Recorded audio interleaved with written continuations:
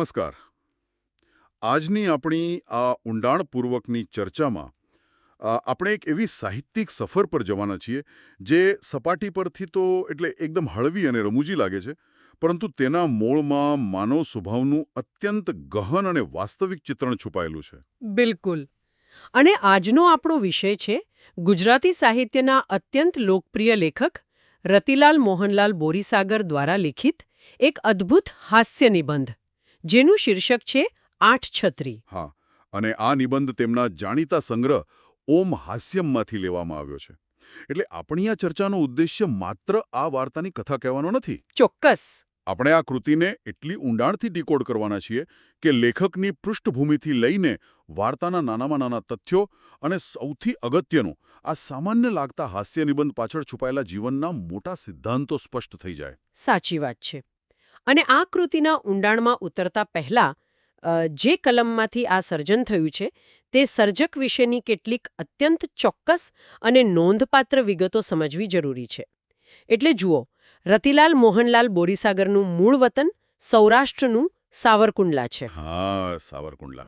હા, આ સાવરકુંડલાની માટીએ સાહિત્યને એક એવો કસબી આપ્યો છે જેને હાસ્યને માત્ર વિનોદ પૂરતું સીમિત ન રાખતા તેને એક દર્શન બનાવ્યું છે. તેમની વ્યાવસાયિક સફર પણ તેમના સાહિત્ય જેટલી જ રસપ્રદ રહી છે. એટલે તેઓ પહેલા અધ્યાપક હતા, ખરો ને? બરાબર. તેઓ વર્ષો સુધી અધ્યાપક તરીકે સેવા આપતા રહ્યા. ત્યારબાદ તેમણે એક અત્યંત મહત્વપૂર્ણ વહીવટી અને શૈક્ષણિક પદભાર સંભાળ્યો. તેઓ ગુજરાત રાજ્ય શાળા પાઠ્યપુસ્તક મંડળમાં નાયબ નિયામક તરીકે કાર્યરત રહ્યા. એટલે એક તરફ તેઓ સાહિત્યના મુક્ત આકાશમાં વિહરતા સર્જક હતા અને બીજી તરફ પાઠ્યપુસ્તક મંડળ જેવા અત્યંત માળખાગત અને શિસ્તબદ્ધ સરકારી વિભાગમાં નાયબ નિયામક તરીકે કામ કરતા હતા. હા, અને આ બંને વિરોધાભાસી દુનિયાનો સમન્વય તેમના લેખનમાં સ્પષ્ટ દેખાય છે. બિલકુલ. તેમના લેખનમાં જે ચોકસાઈ અને ઝીણવટભર્યું નિરીક્ષણ છે તે કદાચ તેમના આ જ શૈક્ષણિક અને વહીવટી અનુભવનું જ પરિણામ હોઈ શકે. હું માનું છું કે આ જ કારણથી તેમનું સાહિત્યિક પ્રદાન ખૂબ જ વૈવિધ્યસભર રહ્યું છે. 100%. તેમના નોંધપાત્ર હાસ્ય લેખોના સંગ્રહો પર નજર કરીએ તો તેમાં મરક મરક, આનંદલોક, એન્જોયગ્રાફી અને તિલક કરતા 63 થયાનો સમાવેશ થાય છે. આ નામો જ તેમની શૈલીનો પરિચય આપી દે છે. હા, નામો જ કેટલા આકર્ષક છે અને તેમણે અન્ય સ્વરૂપોમાં પણ કામ કર્યું છે ને? જી. દાખલા તરીકે સંભવામી યુગે યુગે એ તેમની અત્યંત જાણીતી હાસ્ય નવલ છે. તેમાં તેમણે નવલકથાના મોટા ફલક પર હાસ્ય રસને વહાવ્યો છે અને બાળ સાહિત્ય ક્ષેત્રે તેમનું પ્રદાન બાલવંદના પુસ્તક દ્વારા જોવા મળે છે. આટલા વિપુલ સર્જન માટે તેમને ઘણા એવોર્ડ્સ પણ મળ્યા હશે. ચોક્કસ. સાહિત્ય જગતે તેમને અનેક સન્માનોથી નવાજ્યા છે, જેમાં ગુજરાત સાહિત્ય અકાદમી, જે ગાંધીનગરમાં છે, મારવાડી સંમેલન મુંબઈ અને વિવિધ સાહિત્ય સભાઓના એવોર્ડ્સ મુખ્ય છે. તો આ મજબૂત પૃષ્ઠભૂમિ સાથે હવે આપણે મૂળ ઘટના તરફ આગળ વધીએ. વાર્તાની શરૂઆત એક એવા વાતાવરણથી થાય છે જે આપણા સૌના અનુભવનો હિસ્સો છે. મોસમનો પહેલો વરસાદ પડે છે. હા, પહેલો વરસાદ. આ પહેલો વરસાદ એટલે એક એવો સમય જ્યારે અચાનક શહેરના મોટાભાગના લોકોને યાદ આવે કે અરે, છત્રી લેવાની તો બાકી રહી ગઈ. લેખક પણ શહેરના એક જાણીતા અને ભીડભાડવાળા સ્ટોરમાં જાય છે અને દુકાનદારને એક નાની નાજુક છત્રી બતાવવા કહે છે. અને ત્યાં તેમને કાળા રંગની છત્રી ગમી જાય છે, રાઈટ? બિલકુલ. વાર્તામાં તેને શ્યામલ શ્યામા એવું સુંદર નામ અપાયું છે. ઘેરા કાળા રંગની છત્રી. પણ અહીંથી વાર્તા માત્ર એક ખરીદીનો પ્રસંગ મટીને, જુઓ, એક મનોવૈજ્ઞાનિક ડ્રામામાં ફેરવાઈ જાય છે. એ કેવી રીતે? કારણ કે દુકાનદાર લેખકને અચાનક ધારીને જોવા લાગે છે. ઓહ, આ ધારીને જોવાની ક્રિયા લેખકના મનમાં શંકાઓનું એક મોટું જાળું ઊભું કરી દે છે. આ આખી પરિસ્થિતિનું મનોવૈજ્ઞાનિક વિશ્લેષણ કરવા જેવું છે. હા, લેખકને અંદરથી ડર લાગવા માંડે છે. તેમના મનમાં વિચારો દોડવા લાગે છે કે કદાચ કોઈ ગ્રાહક ભૂતકાળમાં આ દુકાનેથી ઉધાર છત્રી લઈ ગયો હશે, પૈસા નહીં ચૂકવ્યા હોય, અને કદાચ એ ગ્રાહકનો ચહેરો મારા જેવો જ દેખાતો હશે તો? સાચી વાત. દુકાનદાર મને એ જ ઉધાર લઈ જનાર ગ્રાહક તો નથી સમજી રહ્યો ને, એવો ગભરાટ. પણ પછી આ આંતરિક ગભરામણ વચ્ચે જ્યારે લેખક પૈસા આપીને છત્રી લઈને જવા લાગે છે, ત્યારે દુકાનદાર એક પ્રશ્ન પૂછે છે. સાહેબ, તમે ગઈ સાલ છત્રી લેવા આવેલા ખરા? હા, અને અહીં સૌથી નોંધપાત્ર બાબત એ છે કે લેખકનો ગભરાટ એકાએક ઓસરી જાય છે. કારણ કે દુકાનદારે તેમને કાકાને બદલે સાહેબ કહીને સંબોધ્યા હતા. બિલકુલ. આ માણસના અહંકાર અને સ્વભાવની એક બહુ જ સૂક્ષ્મ લાક્ષણિકતા છે. પરિસ્થિતિ હજુ પણ શંકાસ્પદ હતી. દુકાનદાર હજુ પણ કોઈ હિસાબ માગી શકતો હતો, પણ માત્ર સાહેબ શબ્દ સાંભળીને લેખકને મનોમન એટલું સારું લાગે છે કે તેમનો બચાવ આક્રમક બનવાને બદલે એકદમ સહેજ બની જાય છે. તેઓ કોઈ ગોળ ગોળ વાત કરવાને બદલે કે વાત છુપાવાને બદલે સીધો જ અત્યંત પ્રામાણિક સ્વીકાર કરી લે છે. તેઓ કહે છે કે હા, માત્ર ગઈ સાલ જ નહીં, એની પહેલાની સાલે અને તેની પણ પહેલાની સાલે તેઓ છત્રીઓ ખરીદી ચૂક્યા છે. બસ દુકાનો અલગ અલગ હતી. દર વર્ષે નવી છત્રી લેવી એ તેમના જીવનનો એક અફર નિયમ બની ગયો હતો. અને અહીં દુકાનદાર અને લેખક વચ્ચેનો સંવાદ એક બહુ જ સુંદર સૈદ્ધાંતિક ખ્યાલ તરફ દોરી જાય છે. એ દુકાનદારની સલાહ ખરું ને? હા, દુકાનદાર પોતાની વસ્તુનો બચાવ કરતા કહે છે કે સાહેબ, અમારી છત્રી એમ વરસ દિવસમાં તૂટી ન જાય, ખૂબ ટકાઉ હોય છે. ત્યારે લેખક તરત જ સ્પષ્ટતા કરે છે કે વાંક છત્રીની ગુણવત્તાનો બિલકુલ નથી. તમારી છત્રી ચોક્કસ ટકાઉ હશે જ, પણ તે મારી પાસે ટકતી નથી. અર્થાત તે તૂટતી નથી પણ ખોવાઈ જાય છે. બરાબર. આથી લેખક દુકાનદારને પૂછે છે કે શું તમે એવી કોઈ છત્રી રાખો છો જે ક્યારેય ખોવાય જ નહીં? ત્યારે પેલો દુકાનદાર તેમને એક બહુ જ માર્મિક સલાહ આપે છે. તે કહે છે કે એવી છત્રી તો દુનિયામાં કોઈ રાખતું નથી, પણ છત્રી તમારી પાસે ટકે એટલે કે તે ન ખોવાય એવો ઉપાય તમારે જાતે જ શોધી કાઢવો પડે. આ જ એ બિંદુ છે જ્યાં વાર્તા હાસ્યમાંથી ફિલસૂફી તરફ વળાંક લે છે. દુકાનદારની આ સાધારણ સલાહ સાંભળીને લેખકને રવિન્દ્રનાથ ટાગોરના એક અત્યંત પ્રચલિત અને ઊંડા અર્થવાળા કાવ્યનો સંદર્ભ યાદ આવે છે. હા, અને આ કાવ્યનો મૂળ અર્થ આખી માનવજાતના વર્તન પર એક મોટો કટાક્ષ છે. કાવ્યની કથા કંઈક એવી છે કે એક રાજા હતો જે પોતાના કુંવર પ્રત્યે અતિશય સંવેદનશીલ હતો. તેને સતત એવો ડર સતાવતો હતો કે કુંવર જો ખુલ્લા પગે જમીન પર ચાલશે તો તેના કોમળ પગમાં ધરતીનો કોઈ કાંટો વાગી જશે. તેથી પોતાની સત્તાના નશામાં રાજાએ એક અત્યંત વિચિત્ર આદેશ આપ્યો કે આખા રાજ્યની ધરતીને ચામડાથી મઢી દો. આખા રાજ્યની જમીન પર ચામડું પાથરવું એ તો અશક્ય છે. બિલકુલ અશક્ય. ત્યારે એક સમજદાર માણસ આગળ આવે છે અને આખી ધરતીને મઢવાના એ મિથ્યા પ્રયત્નને અટકાવીને માત્ર કુંવરના પગના માપના ચામડાના બૂટ સીવી આપે છે. આ નાનકડી કથામાં કારણ અને અસરનો બહુ મોટો બોધ છે. આખા જગતને સુધારવા નીકળવું એ મૂર્ખામી છે. સાચો ઉપાય એ છે કે માણસે પોતાની જાતને સુધારવી જોઈએ. અને દુકાનદાર કદાચ ટાગોરના સાહિત્યથી સાવ અજાણ હશે, પણ તે પોતાના વ્યાવસાયિક અનુભવ પરથી લેખકને એ જ શાશ્વત ઉપદેશ આપી રહ્યો હતો કે ન ખોવાય એવી છત્રી શોધવાના ફાફા મારવા કરતા છત્રી ન ખોવાય એવો ઉપાય પોતાની અંદર શોધવો જોઈએ.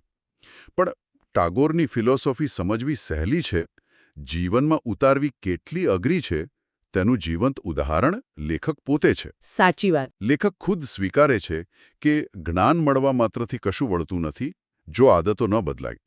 તેમનું ભૂલક્કણાપણું એ હદે પહોંચેલું હતું કે દુકાનેથી નવી છત્રી ખરીદીને ઘર સુધી પહોંચતા પહોંચતા રસ્તામાં પણ છત્રી ખોઈ નાખવાના અનેક વિક્રમો તેમણે સ્થાપેલા હતા. અને જ્યારે આસપાસના લોકોને આની ખબર પડી ત્યારે બધાએ તેમને અવનવી સલાહો આપવાનું શરૂ કર્યું. આ સલાહોનું વર્ગીકરણ બહુ જ રસપ્રદ છે. હા, આ ક્રમિક યાદી એમસીક્યુ પ્રશ્નો માટે પણ બહુ મહત્વની છે. મુખ્યત્વે 4 પ્રકારની સલાહો તેમને મળી હતી. પહેલી સલાહ તો સૌથી વધુ હાસ્યાસ્પદ હતી. કોઈકે સૂચન કર્યું કે ગળામાં માળાની જેમ એક મોટી મજબૂત દોરી રાખવી અને છત્રી ખુલી શકે તેટલી લંબાઈએ દોરીની રાખવી. અને વરસાદમાં ભીની છત્રીથી શોર્ટ ન પડે તે માટે છત્રીના ઉપરના ભાગે ઓછાળ એટલે કે કાપડ વીંટી રાખવું.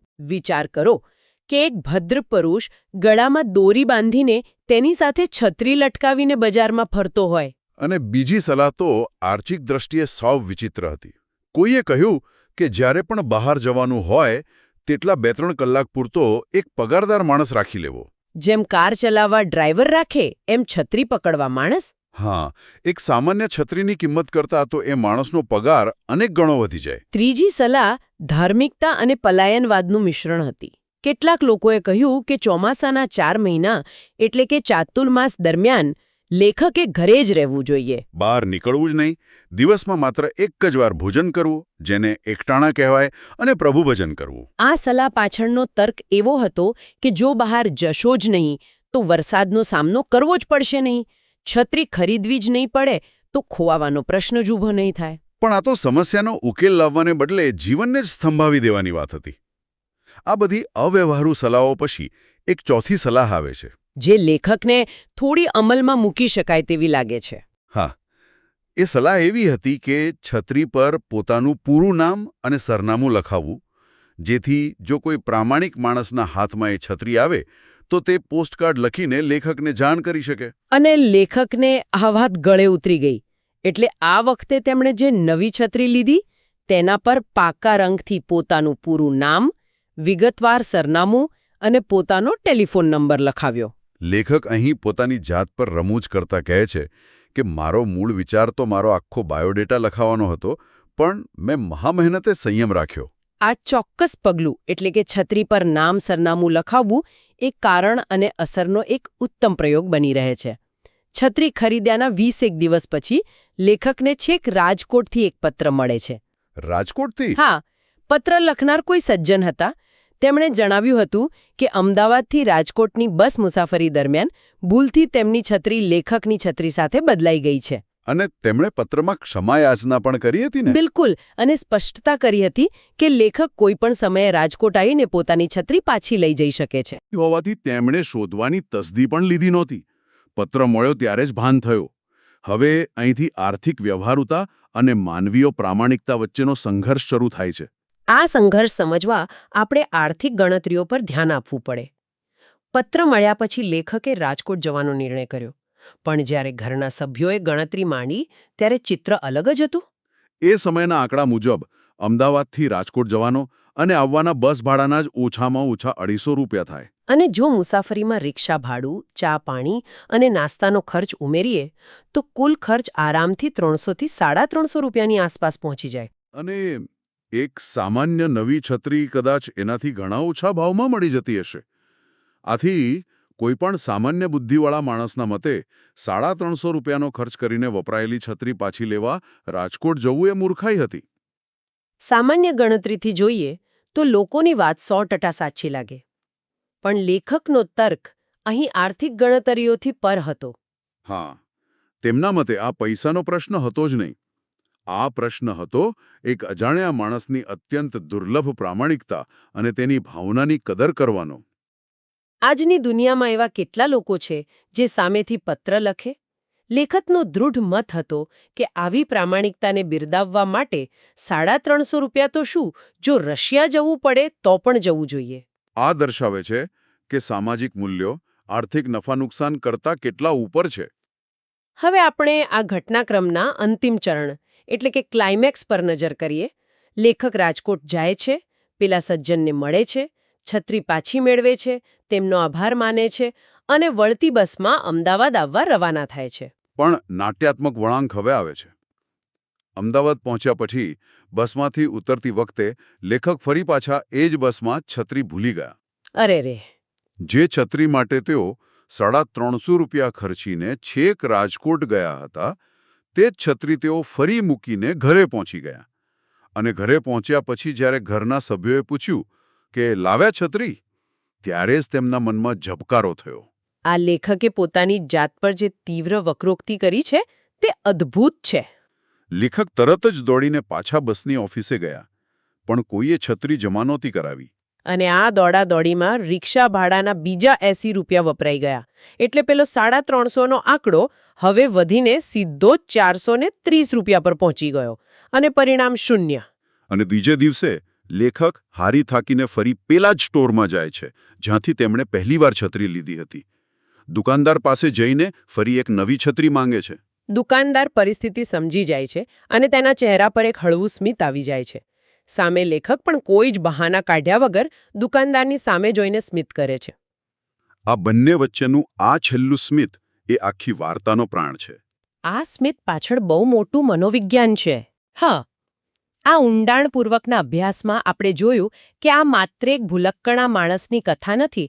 આ સ્મિતે પોતાની ખામીઓ અને ભૂલોને સહેજતાથી સ્વીકારી લેવાની એક અત્યંત સુંદર નિશાની છે. વાર્તાના તમામ પાસાઓ, લેખકનો ભય, છત્રી બચાવવાના 4 ઉપાયો, રાજકોટનો ખર્ચ અને પ્રામાણિકતાની કદર, આ બધું મળીને આપણને હળવાશથી જીવનનું મોટું સત્ય સમજાવે છે. આપણે સૌ પણ રોજિંદા જીવનમાં વસ્તુઓ ભૂલી જ જઈએ છીએ. આ વાર્તા શીખવાડે છે કે જ્યારે આપણે જગતને સુધારવાને બદલે આપણી પોતાની નબળાઈઓને હસી કાઢીને સ્વીકારીએ છીએ ત્યારે જીવન વધુ સરળ બની જાય છે. ભૂલ કરવી એ માનવ સ્વભાવ છે, પરંતુ પોતાની ભૂલ પર હસી શકવું એ કળા છે. આ સમગ્ર ચર્ચાના અંતે એક અત્યંત વિચારપ્રેરક પ્રશ્ન ઊભો થાય છે.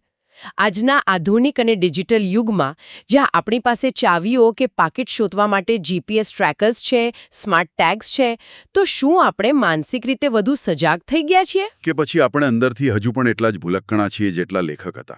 શું આ ટેકનોલોજી આપણને સ્માર્ટ બનાવી રહી છે કે માત્ર આપણી ભૂલવાની આદતને છુપાવી રહી છે? શું ભવિષ્યમાં આપણે હંમેશા યંત્રોના સહારે જ આપણી ખોયાયેલી છત્રીઓ શોધતા રહીશું? આ એક એવો વિચાર છે જે લાંબા સમય સુધી ગુંજતો રહેશે. આજે આપણે સાહિત્યિક સૌંદર્ય અને આપણી પોતાની ખામીઓ પર હસવાની કળા વિશે ઘણું જાણ્યું. આશા છે કે આ ચર્ચાએ તમને એક નવો દૃષ્ટિકોણ આપ્યો હશે. ચાલો, આજની આપણી આ સફરને અહીં જ વિરામ આપીએ. આવજો.